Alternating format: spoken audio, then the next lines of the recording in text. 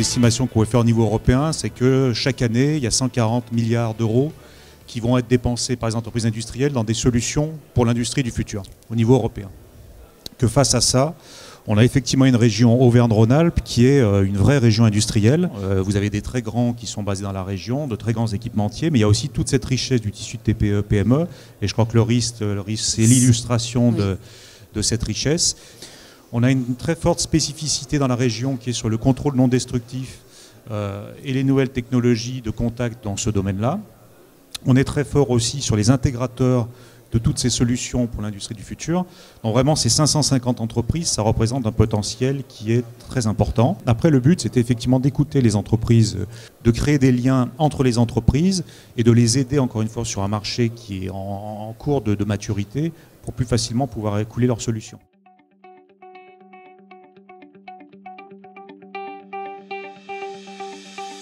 La technologie qui a révolutionné le secteur pour nous, c'est l'informatique, notamment les commandes numériques.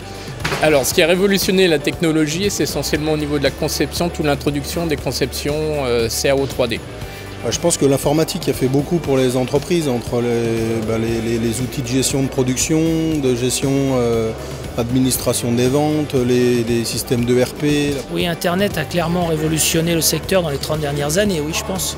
Disons que c'est des dialogues beaucoup plus rapides entre le client et nous. C'est la possibilité de s'envoyer des photos, des pièces abîmées. Le client est spécialiste sur son métier et n'est plus spécialiste des métiers de ses sous-traitants. Ces sous-traitants ont évolué dans le sens où ils sont devenus des partenaires et à ce sens-là, il a fallu qu'ils investissent sur de nouveaux produits, sur de nouveaux objets, sur de nouveaux outils.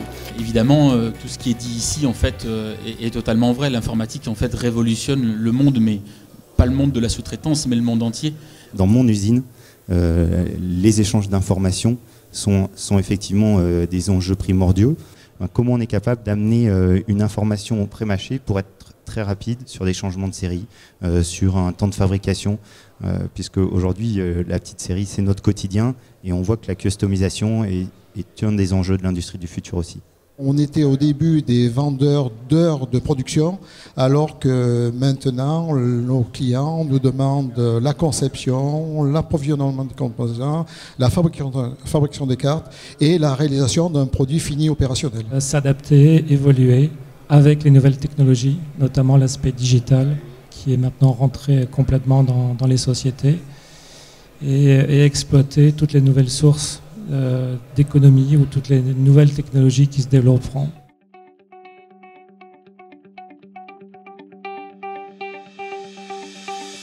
En 2047, à mon avis, on sera de moins en moins nombreux au niveau de l'industrie en France. 30 prochaines années, ultra flexibilité, pièces à l'unité à un prix de grande série. On peut imaginer imprimante 3D, on peut imaginer plein de choses. Donc pour l'instant ça reste du prototypage, ça reste des pièces de relativement petite dimension. Dans quelques années je pense que ça va être des pièces de très grande dimension et qui seront être capables de faire en série. Donc je pense que la robotisation dont il est beaucoup question en ce moment au niveau politique est une réalité des choses. Les sociétés qui ne seront pas automatisées les tâches ingrates ne vont pas survivre. En tout cas je me retrouve complètement dans tout ce qui a été dit. C'est-à-dire que nos économies vont bien évidemment évoluer. Il va falloir que nous fassions face à deux choses, c'est-à-dire que nous avons aujourd'hui des émergences effectivement de pays low cost qui se font depuis quelques années, l'Afrique du Nord, l'Europe de l'Est et l'Asie. Par contre, il y a des inégalités sociales aujourd'hui qui vont être rattrapées. Ce qui veut dire qu'aujourd'hui, nos industries qu'on peut considérer comme moins compétitives vont, par rapport à ce niveau d'égalité sociale, normalement, je dirais, s'étalonner dans les décennies qui arrivent.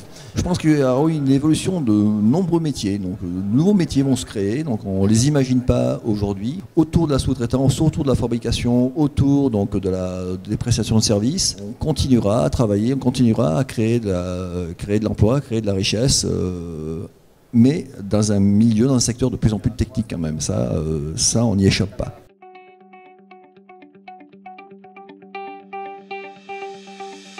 C'est un salon très convivial. On a très peu de visiteurs touristes. On a beaucoup de chefs d'entreprise, on a beaucoup d'acheteurs, on a beaucoup de techniciens qui viennent ici chercher des solutions. Parce que Internet ne remplacera jamais le contact humain. Quelque part, rencontrer les gens, pouvoir discuter, échanger, c'est toujours intéressant. Aujourd'hui, le RIST, nous, on est fiers d'y participer depuis 30 ans. Et je pense que tant que le RIST sera là, on participera encore longtemps. Un RIST, c'est de la taille humaine, mais avec une convivialité, puis des échanges qui se font. Et ça, c'est important. Je crois que c'est une des priorités et c'est la pierre angulaire de tout ce fonctionnement du RIST. Il y a quand même une équipe qui s'est investie depuis le début, là, qui a été extraordinaire. La CCI a vraiment fait beaucoup là-dedans, énormément. Que ce soit de la Drôme, mais y compris de l'Ardèche, bien sûr, avec la CCI. Bon, moi, c'est la première fois que je viens, donc voilà, j'ai une première impression qui est très très bonne.